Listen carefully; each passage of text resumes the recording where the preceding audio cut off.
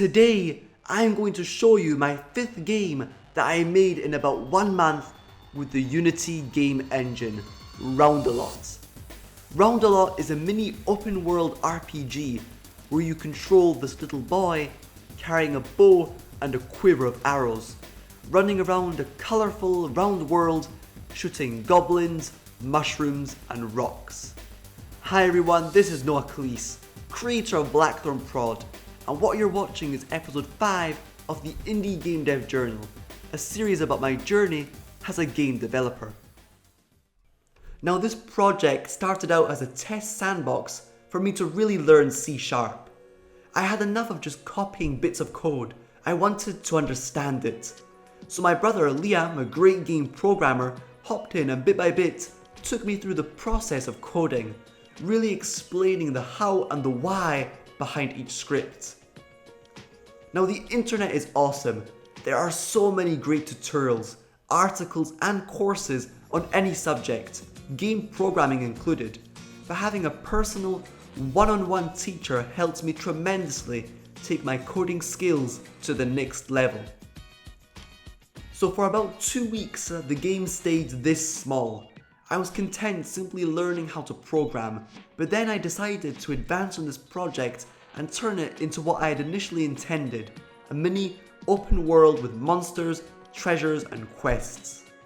The game space and map slowly grew bigger and bigger as I fleshed out this tiny open world, coming up with fun little ideas on paper and then implementing them into the game. I am more of a character/creature designer when it comes to art. Environments have always been a bit of a problem for me, and the reason is creating trees, mountains and flowers didn't appeal to me that much. My mindset has drastically changed now. I am fascinated with environments and worlds, and definitely will in the future dedicate time to drawing from life, just going outside, pencil in hand, and draw what Mother Nature has to offer. But still, at the time when I was making Roundalot, creating the player's surroundings sounded like a daunting, difficult and not very exciting task. But as soon as I stopped procrastinating and got down to making it, I had great fun. With my new coding skills, I made a little dialogue system and played around with some interesting enemy AI. Now monsters in the game don't just run to the player, but have different states such as patrol, run, attack. I created a rock monster that blends in with the environment, treasure chests filled with arrows and spells, secrets and riddles, and a tiny story about a grandpa that has lost his dragon stone. Now of course this project has many flaws. The player when he dies does this strange sliding on the floor, an invisible wall breaks the immersion in a rather inelegant way, the map is overpopulated with monsters, having players end up in this sort of situation.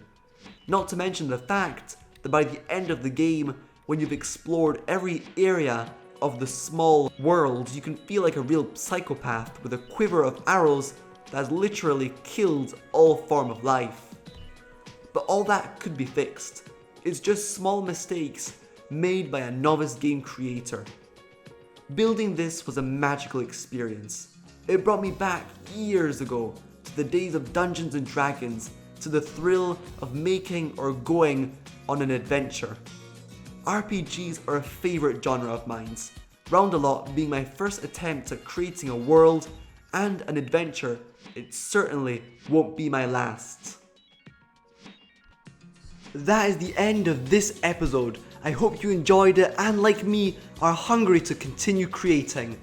As always, hitting the like and subscribe button would be wonderful.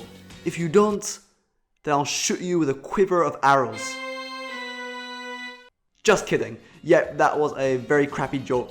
Anyway, have a great day and of course stay tuned. Alright, cheers guys.